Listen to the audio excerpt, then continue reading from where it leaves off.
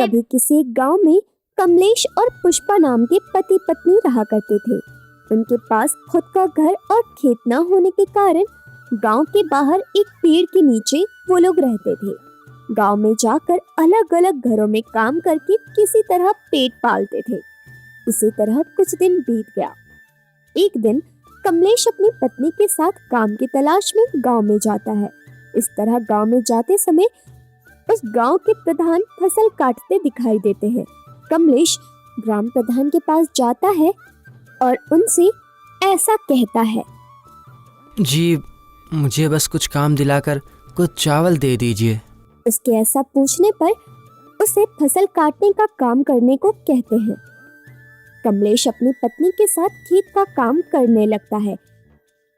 कमलेश और उसकी पत्नी का काम देखकर ग्राम प्रधान बहुत खुश हो जाता है और उनको एक हफ्ते तक खाने के लिए कमलेश को धान के बीज देता है। वो देखकर कमलेश बहुत खुश होता है और अपनी पत्नी से ऐसा कहता है, देखा, हमने इतने दिनों तक जहाँ भी काम किया वहाँ पे हमें हर बार ही बस एक दिन का खाने का धान मिलता था, और आज मालिक हमें भगवान के रूप में आकर एक हफ्ते का खाने का धान देकर चले गए हैं। उसके ऐसा कहने पर पुष्पा उससे कहती है, हमारे अच्छे दिन आ रहे हैं जी, हम इसे संभाल कर रखेंगे अपने पास। जब हमारे पास काम नहीं होगा तब इसका उपयोग करेंगे। उसकी बात सुनकर कमलेश राजी हो जाता है। इस तरह कुछ समय बीत जाते हैं। एक दिन कमलेश लकड़ी लेने के लिए जंगल में जाता है। वहाँ उसे एक आदमी नीचे गिरा हुआ दिखाई देता है। उसे देखकर उसे क्या हुआ है ये जानने के लिए कमलेश उसके पास जाता है तो देखता है उसे एक सांप ने डस लिया है। कमलेश जल्दी जाकर कुछ पत्ते लाकर उस डसे हुए जगह पर लगाकर उसका इलाज करता है। कुछ समय बाद वो इंसान होश में आ जाता है। तब उससे कमलेश कहता है, जी आप कौन है और यहाँ पर कैसे आए? कमलेश की बात सुनकर वो जवाब देता है, मैं एक व्यापारी हूँ। सारे गांव घूमते हुए थोड़ी देर आराम करने के लिए यहाँ रुका था और थक कर सो गया था। कुछ काटने का आभास हुआ, इतने में तुमने आकर भगवान के जैसे मेरी जान बचाई। उसकी बात सुनकर कमलेश उससे कहता है, अरे इसमें मैंने क्या किया है? अपनी तकदीर कोई बदल नहीं सकता है। मेरे साथ आकर कुछ देर आराम करके जाइए।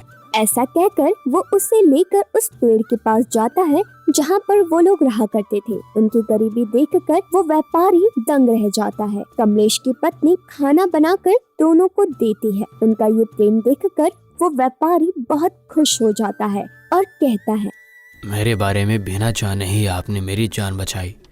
आप गरीब होकर भी अपने सामर्थ्य से मुझे भी थोड़ा खाना देकर आपने अपना बड़प्पन दिखा दिया है। ऐसा कहकर वो अपने पास से धन की पोटली निकालकर उसे देता है। तब कमलेश कहता है, की हुई मदद के लिए धन लेने की परिस्थिति में हम नहीं हैं। पेट भरने के लिए कई काम करके हम दिन बिता रहे हैं। हमें आपका धन नहीं चाहिए। अगर आपको कुछ मदद करनी है तो हमें कुछ काम दिला दीजिए आप। अब हर रोज़ काम मिलना बहुत मुश्किल हो गया है। उसकी बात सुनकर व्यापारी कहता है, आप लोग इतने दुखी होकर भी मेरा दिया हुआ धन लेने से मना कर रहे हैं। आपकी ईमानदारी का पता चल गया। आपकी इच्छानुसार ही आपको काम देकर ही जाऊंगा। आपके गांव के नज़दीक मेरे 4 एकड़ का एक खेत है। वो आपके गांव के बाहर शमशान घाट के पास रहने के कारण और काम करने वाला कोई न होने के कारण वो खेत पूरा अवांछित पौधों से भर गया है। वहाँ कुछ भूत प्रेत है करके कोई काम करने आता ही नहीं है। आप खेत में कुछ व्यवसाय करना चाहते हो तो कर सकते हो, मैं आपको देकर जाऊंगा। ऐसा कहने पर कमलेश कहता है, जी इतने दिन कभी यहाँ कभी वहाँ काम करके समय बिताया है, अभी आप हमें खेत देकर व्यवसाय करने के लिए बोल रहे हैं? ऐसा कहकर वो बहुत खुश हो जाता है। कमलेश को अपना खेत दिखाकर व्यापारी चला जाता है। अगली सुबह कमलेश अपनी पत्नी के साथ मिलकर खेत के पास जाता है। वहाँ बहुत बंजर जमीन थी। बगल में एक बड़ा बरगद का पेड़ था। उसी के बगल में शमशान घाट था। ये देखकर कमलेश की पत्नी उससे कहती है, सुनिए जी, यहाँ आसपास कोई इंसान दिख ही नहीं रहा और यहाँ देखिए कितने पौधे भी हैं। मुझे तो डरावनी जगह लग रही है, यहाँ व्यवसाय कैसे करेंगे हम? उसके ऐसा कहने पर कमलेश उससे कहता है, इतने दिन काम न मिलने की वजह से हमने बहुत दुख भोगे हैं और अभी हमें अच्छा काम करने के लिए ये खेत मिल गया है। देखो, ये भगवान का दिया हुआ सुनहरा मौका है, हमें इसे गंवाना नहीं चाहिए। उसके ऐसा कहने पर पुष्पा मान जाती है। अगले दिन कमलेश और उसकी पत्नी दोनों मिलकर खेत के पास पहुंचते हैं। कमलेश अपनी पत्नी के साथ मिलकर सारे अवांछित पौधे निकालकर आधे खेत की जुताई करके थोड़ी देर आराम करने के लिए पेड़ के नीचे सो जाते हैं। तभी उस बरगद के पेड़ से कुछ अजीब सी आवाजें आने लगती है। कमलेश उठकर चारों तरफ देखता है, उसे कोई दिखाई नहीं देता। तुरंत उस बरगद के पेड़ के ऊपर से एक भूतनी कमलेश के सामने प्रकट होती है, लेकिन कमलेश उससे डरता नहीं है। वो भूतनी कमलेश से कहती है, कौन हो तुम? यहाँ क्यों आए हो? मैं कई दिनों से इस पेड़ के नीचे रह रही थी। यहाँ आज तक कोई इंसान नहीं आया, मुझे इसकी खुशी थी। लेकिन तुम अगर यहाँ जुताई करके फसल उगाओगे तो सब लोग यहाँ आ जाएंगे, पेड़ मुझसे छिन जाएगा। इसलिए तुम चुपचाप यहाँ से वापस चले जाओ। अभी मैं प्यार से जाने के लिए कह रही हूँ, नहीं तो तुम्हें मार डालूंगी मैं। ऐसा कहने पर कमलेश कहता है, देखो, मैं बहुत गरीब हूँ, इतने दिन बहुत मुश्किल से बिताए। काम नहीं मिलने के कारण मैंने बहुत दुख भोगे हैं। अभी मुझे एक महान पुरुष ये खेत देकर फसल उगाने का काम देकर चले गए हैं। मेरे जीवन में पहली बार ऐसा मौका आया है, मैं इसे नहीं गंवाऊंगा। तुम चाहो तो मुझे मारो या पीटो, मैं यहाँ से नहीं जाऊंगा और अभी ये खेत ही मेरा सहारा है।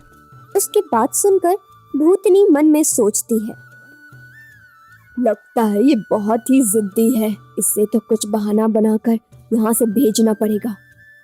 ऐसा सोचकर वो उससे कहती है, तुम बहुत गरीब हो, इसलिए मैं तुम्हें यहाँ फसल उगाने की अनुमति दे रही हूँ, लेकिन मेरी एक शर्त है, जो भी फसल जमीन के ऊपर आएगा वो तुम मुझे ला कर दोगे और जमीन के अंदर वाला तुम लोग खाओगे। बताओ, तुम्हें मंजूर है? ऐसा कहने पर कमलेश मान जाता है। कमलेश बहुत सोचकर अगली सुबह खेत की जुताई करके उसमें मूंगफली की फसल लगाता है। उस तरह कुछ समय बीत जाता है। फसल की अच्छे से देखभाल करता है और मूंगफली अच्छे से बढ़ जाती है। भूतनी के कहे अनुसार जमीन के ऊपर का पेड़ भूतनी को दे देता है और जमीन के अंदर की मूंगफली कमलेश ले लेता है। इससे भूतनी को गुस्सा आ जाता है। वो गुस्से से कमलेश से पूछती है। तब कमलेश कहता है, तुम्हारे बताए अनुसार ज़मीन के ऊपर का होगा तुमको दे दिया है और ज़मीन के अंदर का अनाज मैंने ले लिया। उसकी बात सुनकर भूतनी कुछ नहीं बोल पाती है। उसे लगता है कि उससे गलती हो गई। वो मन में कहती है कि इस बार वो जानबूझकर गलती नहीं करेगी। ऐसा सोचकर वो उससे कहती है, इस बार जमीन के अंदर उगा हुआ फसल मुझे दोगे तुम, और जमीन के ऊपर जो कुछ भी उगेगा वो तुम लोग रखोगे। ऐसा कहने पर कमलेश मान जाता है। कमलेश बहुत सोच समझकर इस बार वो मक्के की फसल लगाता है। कई सालों से यहाँ कोई फसल ना उगने के कारण जमीन बहुत कठोर बन गई थी। इस बार डाले हुए मक्के का फसल भी अच्छे से उगता है। भूतनी के कहे अनुसार जमीन के अंदर के मक्के के जड़ को अलग करके वो भूतनी को दे देता है और ऊपर के मक्के को कमलेश ले लेता है। दूसरी बार भी धोखा मिला है ये समझकर भूतनी कमलेश से गुस्से में कहती है, इस बार तुम मुझे धोखा नहीं दे सकते।